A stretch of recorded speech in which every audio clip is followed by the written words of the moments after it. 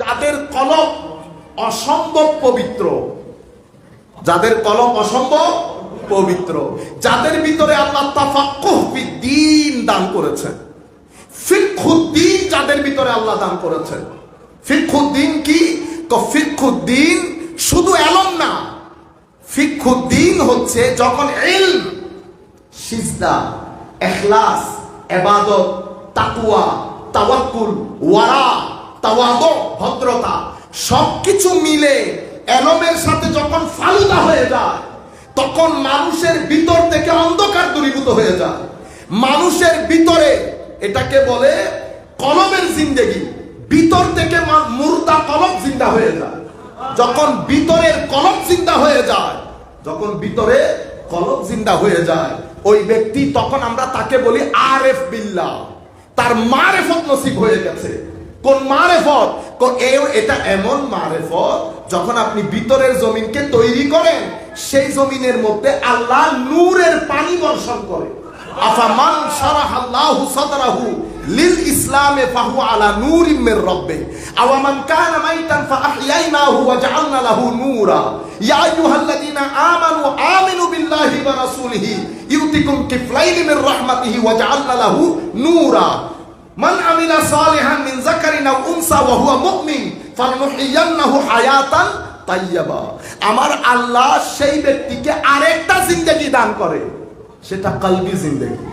এই জিন্দেগি যখন কোন ব্যক্তির নসিব হয়ে যায়, তো সেই ব্যক্তির ভিতরে হিকমতের অবারিত ধারা, উনি তখন বুঝতে পারেন কোন কথা কোন জায়গায় কোন অবস্থায় বলবেন। উনি সব কথা সব জায়গায় বলেন না, এলম আছে বলতে পারে, কিন্তু হিকমা, এটা বলে হাকামা।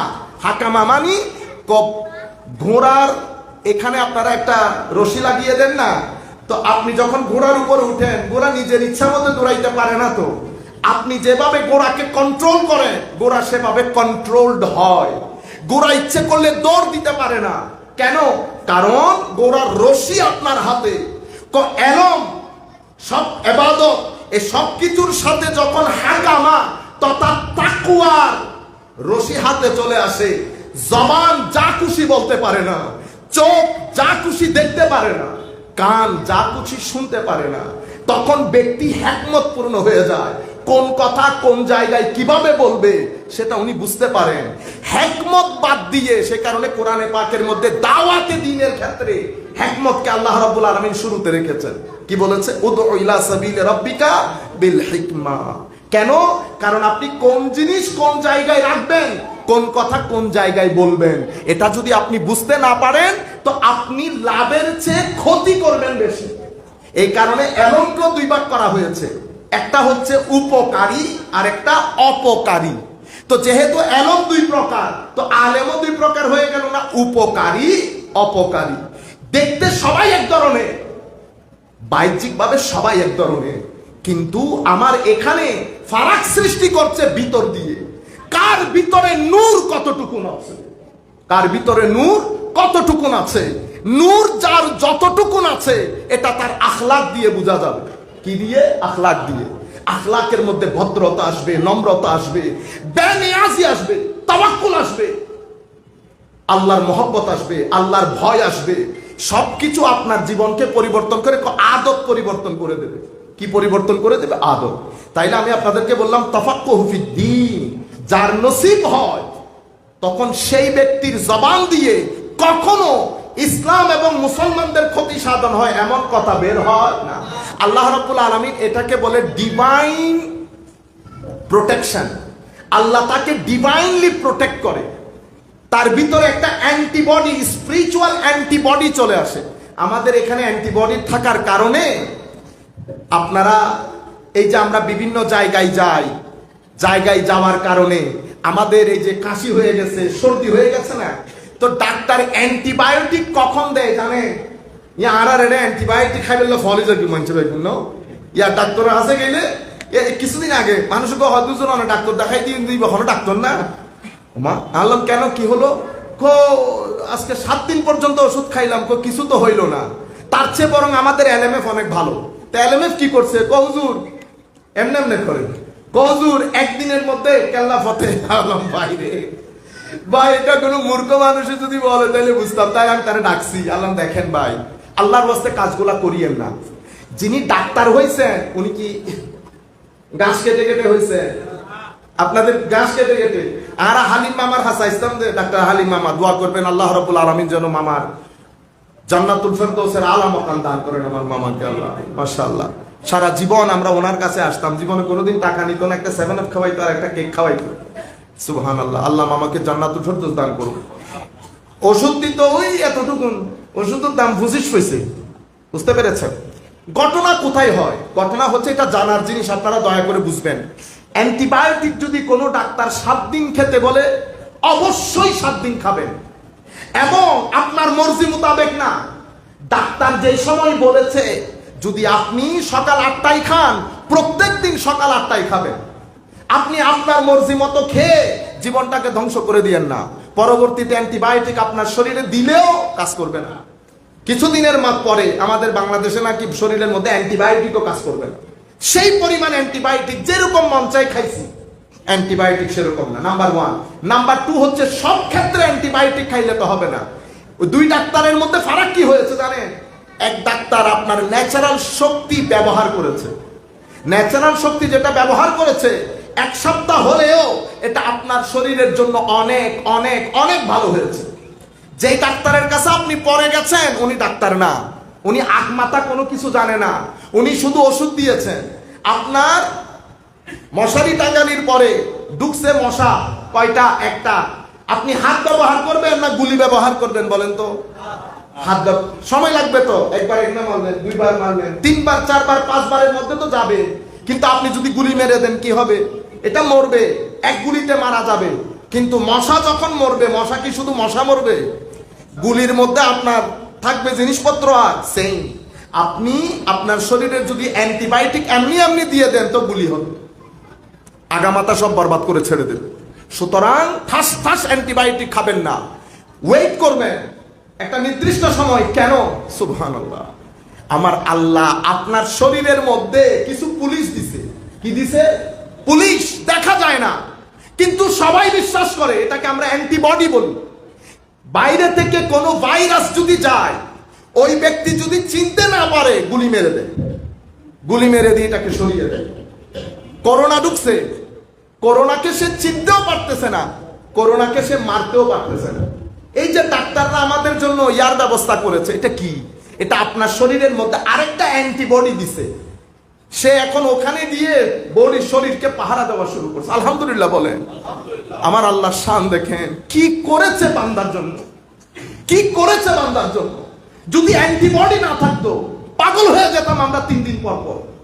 কিন্তু আমাদের শরীরের মধ্যে ওই অ্যান্টিবডির কারণে ভাইরাস আক্রমণ আদা তো সেই শেষ করে দেয়, ওষুধই খেতে হয় না। আপনারা বুঝতে পেরেছেন?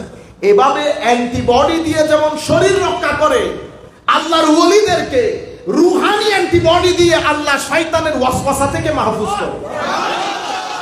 শয়তানের ওয়াসওয়াসা আমার আল্লাহ নিজেই বলছেন, ওয়াইজা কারাতাল কুরআন ফাস্তাইজ বিল্লাহি মিনাশ শাইতানির রাজিম ইন্নাহু লাইসা লাহু সুলতান আলাল্লাযিনা আমানু ওয়া আলা রাব্বিহিম ইয়াতাওয়াক্কালুন। আমরা যখন কোরআনে পাঠ পড়ব, আল্লাহ বলছেন শয়তান থেকে পানা চাইতে। ইন্নাহু লাইসা লাহু সুলতান, শয়তান আল্লাহর ওই সমস্ত মর্দে হকের উপর খবরদারি করতে পারে না যারা মুমিনে হক, যারা আল্লাহর উপর পরিপূর্ণ আস্থা রাখে, যাদেরকে আমরা আমাদের ভাষায় বলি, শয়তান তাদেরকে ধোঁকা দিতে পারে না। আমরা যেখান থেকে কথাগুলো শুরু করেছিলাম, সম্মানিত উপস্থিতি, তাইলে এই কলবের মধ্যে একটা কলব হচ্ছে তাফাক্কুহ ফিদ্দীন। ওই কলব, এই কলব দিয়ে ফিতনা হয় না, এই কলব দিয়ে মারামারি কাটায় হয়, এই কলব দিয়ে ফতোয়াবাজি হয় না। মনে রাখবেন, ফতোয়া 3 ধরনের। কয় ধরনের? 3 ধরনের। একটা হচ্ছে এলমি ফতোয়া। এলমি ফতোয়া এটা যখন যোগ্য ব্যক্তির পক্ষ থেকে আসবে, মানুষের জন্য রিসার্চের কারণ হবে, এটাকে এলমি বলে। আর একটা নফসানি ফতোয়া, আমি আপনাকে পছন্দ করি না, লাগা ফতোয়া। আরেকটাকে বলে সিয়াসি। এই 3 ধরনের ফতোয়া উম্মতে মুসলিমার 1200 বছরের মধ্যে ছিল। ইমামে আজম আবু হানিফা রাদিয়াল্লাহু তাআলা আনহুর উপর ফতোয়ার কারণেই তো জেলে গেছেন। ওই জেলে উনি ইন্তেকাল করেছেন। ইমাম আহমদ ইবনে হাম্বল দুররা খেয়েছেন। হযরত ইমাম মালিক রাদিয়াল্লাহু তাআলা আনহুর মুখে কালি মেখে মদিনা শরীফের মধ্যে ঘোরানো হয়েছে। হেন কোনো ইমাম নাই, আমরা বেইজ্জত। আহলে বাইত রাসূলের ইমামদেরকে তো আল্লাহ পাক আমাদেরকে ক্ষমা করুন, সেই পরিমাণ জুলুম হয়েছে। কিসের মাধ্যমে? ফতোয়ার মাধ্যমে। কিন্তু যেই যখন তাফাক্কুহ ফিদ্দীন নসিব হয়ে যায়, আমাদের হাশিম সাহেব হুজুররা যখন ওয়াজ করতেন, ভাই এগুলা ছিল ওয়াজ। আমাদের গুলা তো ওয়াজ না, আমাদের গুলাকে কখনো ওয়াজ বলবেন না, এগুলাকে বলবেন বক্তব্য বা আলোচনা। এগুলা ওয়াজ না। ওয়াজ করার জন্য তাফাক্কুহ ফিদ্দীন লাগে, ওয়াজ করার জন্য হিকমত লাগে।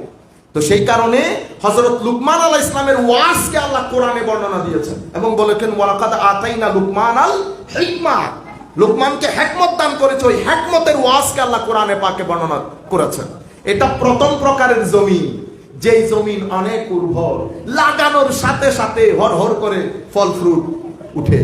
আরেকটা জমিন কোনটা? কয়টা তাফাক্কুহ ফিদ্দীন নাই, কিন্তু এটাও মুত্তাকি পরহেজগারের কলব, পানি ধারণ করে হাফেজে কোরআন, মুহাদ্দিসে জামান, যারা হাদিস সংগ্রহ করে, কিন্তু ওখান থেকে ডুব দিয়ে ইমাম আজম মাসলা ডিরাইভ করে। আপনারা বুঝতে পেরেছেন?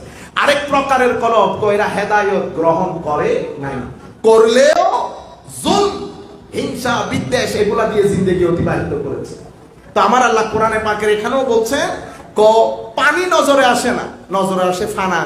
সব ময়লা আবর্জনা একসাথে হয়ে ফানা হয়ে যায়, জাবাতার রাবিয়া বলছে কোরআনে পাক। কিন্তু কিছুক্ষণের মধ্যে ফানাগুলো আর থাকে না, যেটা থেকে যায় স্থির সেটা পানি।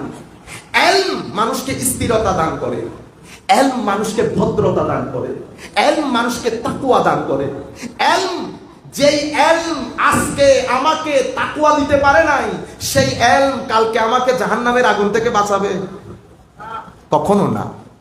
যেই ইলম আজকে আমাকে মসজিদমুখী করতে পারে নাই, যেই ইলম আজকে আমার ভিতরে ইখলাস দান করতে পারে নাই, সেই ইলম কালকে আমাকে আল্লাহর রেজামন্দি দান করবে কিয়ামতের ময়দানে? না। ইলম যখন কারো সিনার ভিতরে আসে, ইলম অহংকার নিয়ে আসে।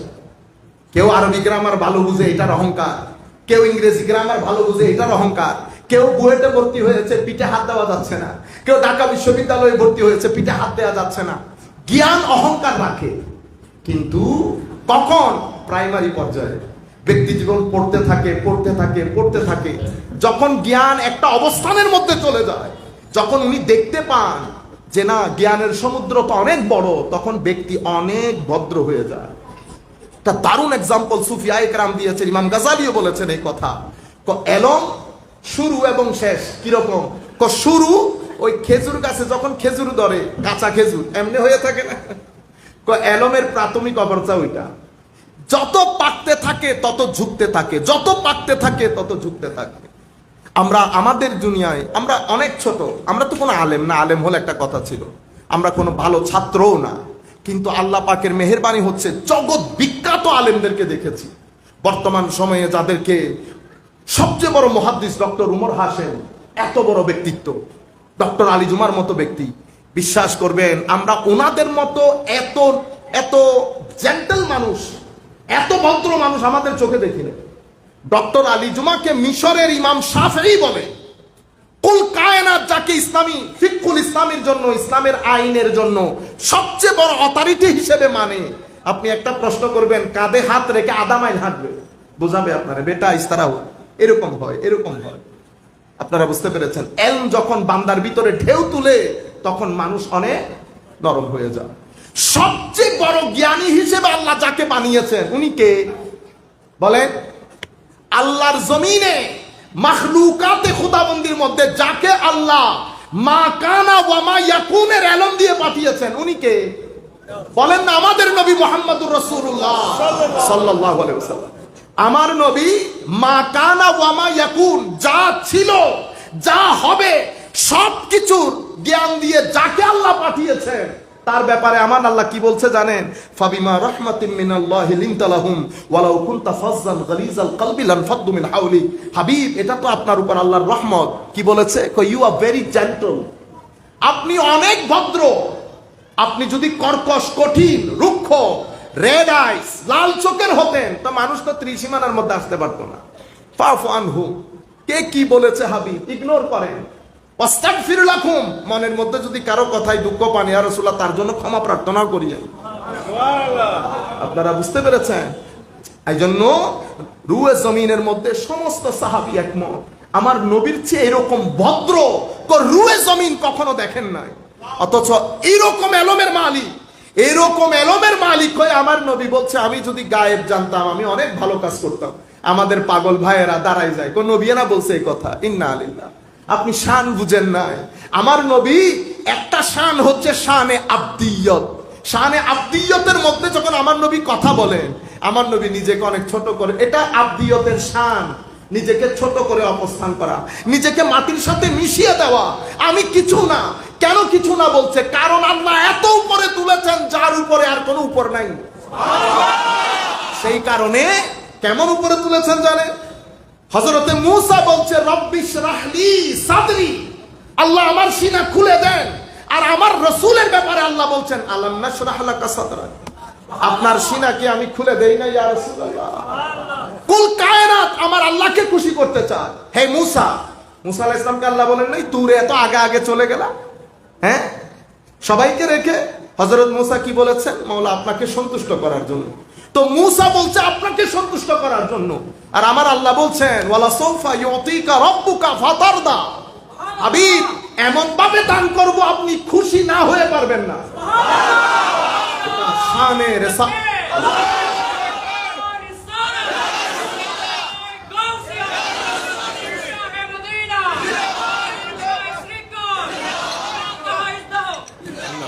আমি আপনাদেরকে বলতে চাচ্ছি এটা আমার নবীর শান। এত উপরের করেও আমার নবী কাউকে তুই তুই করেন নাই, তুচ্ছতাচ্ছিল্য করেন নাই। রাস্তার পাশ দিয়ে দিয়ে হাঁটতেন, ভদ্র ভাষায় সবাইকে কথা বলতেন, সবাইকে আগে সালাম দিয়ে দিতেন। এই আখলাক, এই জিনিসগুলো আমাদের থেকে চলে গেছে। আমি আপনার সাথে ডিসএগ্রি করব। কিছুদিন আগেও আমাদের সালিহ সাহেব হুজুর একটা কথা বলছে না? বলছে তো। আপনি যখন একজনের সাথে একমত আর দ্বিমত পোষণ করবেন, কিভাবে করবেন? গালাগালি দিয়ে, তাকে গালি দিয়ে। যখন গালি দেবেন তখন এটা হবে নফসানি। কি হবে?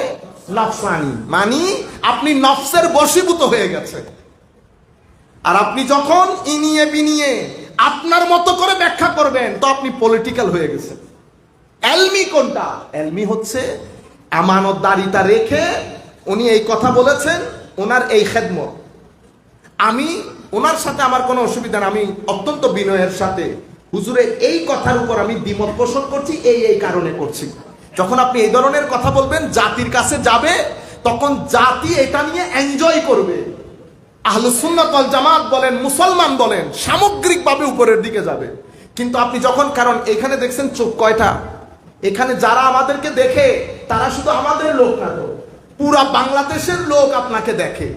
আপনি যদি দ্বীন ইসলাম, আমার নবীর ইমেজকে পারফেক্টলি জাতির সামনে তুলে ধরতে চান, আপনার এখানে দুইটা অপশন। হয় আপনি ব্যক্তিগতভাবে একজনকে অ্যাটাক করে রাস্তার বাইরে ফেলে দেবেন, অথবা আপনি এলমি ভাবে আপনার কথাটা উপস্থাপন করবেন। আপনি যদি এলমি ভাবে উপস্থাপন করেন, কিভাবে? হযরতে মূসা আলাইহিস সালাম, মূসা আলাইহিস সালামের ভাইজান হযরতে হারুন আলাইহিস সালাম, দুইজনকে আল্লাহ ফেরাউনের কাছে পাঠাই নাই? তো আল্লাহ কি বলেছে? ইযহাব ইলা ফিরাউন, ফেরাউনের কাছে যাও, এই সীমা লঙ্ঘন করছে, তার কাছে দ্বীনের দাওয়াত পৌঁছিয়ে দাও। কিভাবে? অতীব সফটনেস। কেন? লাআল্লাহু ইয়াতাযাক্কারু আও ইয়াখশা। আপনি যখন কর্কশ কণ্ঠে কথা বলবেন, কেউ আপনার কথা শুনবে না। সেজন্য আমার নবীর ক্ষেত্রে কি বলেছে? হাবিব ওয়ালাউ কুনতা ফাজ্জান গালিজাল কলব, আপনি যদি ভিতর থেকে রুক্ষ হতে, লাল চোখের হতে, তো কেউ আপনার কথা শুনতো না, আপনার ত্রিসীমানার মধ্যে কেউ আসতো না। এটা মানুষের নেচার। আপনি মানুষকে, আপনাকে পাঠানো হয়েছে কেন?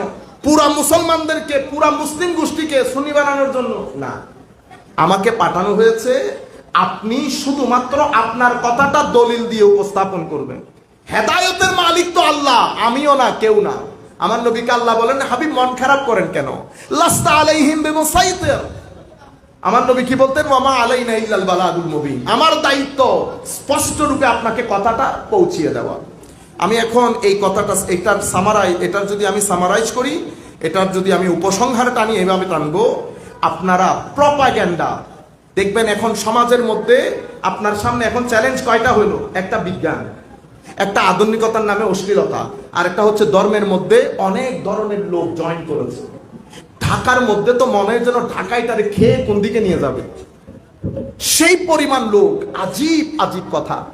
কিছুদিন আগে অনাই শুধু অনারারে ফেক না গান বুঝে দিই আই ডাহা ইয়েন সিটিংগে থই সিটিংগে হইলে সুবিধে মানছে বুঝদুন আরা তো ডাহাত মিদ্দে আরে একুজুর ইবে আর হদে হতা ইল্লে দেশত গে অমুক অমুক জায়গাত গেই এড ওগে বিতর্কিত সাহাবীর মাজারত গে নাউজুবিল্লাহ বলেন। আমি প্রথমে বিষয়টা খেয়াল করি নাই, ফরায় হতে তিয়ান তিয়ান অনেক কি হইলে তো হতাইবে রিপিট করুন তো আবার হতে কে অনেক হইন্য করেন একবার বিতর্কিত সাহাবী আছে, বিতর্কিত সাহাবী বিতর্কিত সাহাবী হইবে কে অনেক হইন্য করেন না হয়তো আই তো আজ জীবনত না ফৌজি না উইনি এত জায়গাত গেলাম অনেক হন নাই বেখন তো উগ্র সাহাবীর নাম লই আই হইতেন না ক্যা এগুলা বলা সাহাবীর শানে বেয়াদবি বলা কি একবারে বহুত বড় পণ্ডিত তা হইতে যে তুই যারা মানো না গোসল আজমরে মানো না হয়তো মানি তো তুই পণ্ডিত না ও পণ্ডিত হয়তো এগুলা কেন বলতেছেন? আরে ভাই হ তুই পণ্ডিত না ও পণ্ডিত হয়তো ও পণ্ডিত তো ও পণ্ডিত হইলে ও না হয়ে হতা তুই হত হইতে লাগলো। তারা বুঝতে পারতেছেন ঘটনা এখন আপনি যেখানেই যাবেন ফিতনা। আমরা কোথায় থাকবো? আমরা আমাদের আকাবেরিন উম্মাহ এখনো ফিতনা। কে টাকা ভরতেছে কে বাইর করতেছে এটা আমরা বলতেছি না, যেই আমাদের ভিতরে উল্টা পাল্টা ফতোয়া দিবে যেটা ইতোপূর্বে আমরা শুনি নাই ফিতনা। বুঝতে পেরেছেন? মসজিদের মেম্বারের মধ্যে দাঁড়িয়ে অথবা মাহফিলের মধ্যে দাঁড়িয়ে যখন আপনি সমালোচনা লাখবার করেন, কিন্তু সমালোচনা কিভাবে করবেন? সমালোচনা বলে কাকে? ও সমালোচনা হারে হকাইল দিবেন না সমালোচনা। সমালোচনাকে ইংরেজিতে বলে ক্রিটিসিজম। কি বলে? আমরা আরবিতে বলি নাকদ, নুন কফ দাল নাকদ। নাকদ কাকে বলে?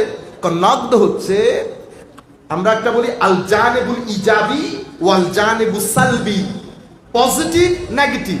আপনি যখন কোনো আমাকে আপনি একটা লেখা দিয়েছেন যেটা আমরা করি ইউনিভার্সিটিতে, আপনি বলছেন হুজুর এটার উপর একটা সমালোচনা লিখে দেন, তো এখন আপনারা মনে করবেন আমাকে গালি দিতে বলছেন। না না, সমালোচনা মানে হচ্ছে আমি বলবো, আমি পড়বো, পড়ে মাশাআল্লাহ উনি অনেক ভালো লিখেছেন, যেটা উনি প্রমাণ করতে চেয়েছেন ওইটা উনি ঠিক করেছেন, কিন্তু উনার যেই দলিলগুলা ব্যবহার করেছেন আমি সেই দলিলগুলার ব্যবহারের সাথে একমত না। উনি মেথোডোলজি এইটা, আমি যেটা মনে করি সেটা এইটা, ঠিক আছে? এখন আমার কথাগুলো ওনার কাছে যাবে, উনি ইচ্ছে করলে আমার সাথে একমত পোষণ করতে পারেন, দ্বিমত। এভাবে কি হয়? এলমের দরজা উন্মোচিত হয়। কিন্তু আপনি যখন গালি দিয়ে দেবেন প্রথম দিন, তো এটাকে নাকদ বলে না, এটাকে কি বলে? নুন কফ ত নাকদ। নাকদুন মানে আল হাদম, মানে হ্যামার দিয়ে কি করে দেওয়া, ভেঙে ফেলা। বুঝতে পেরেছেন? আল্লাহ রাব্বুল আলামিন আমাদের হামি ও নাসির হোক।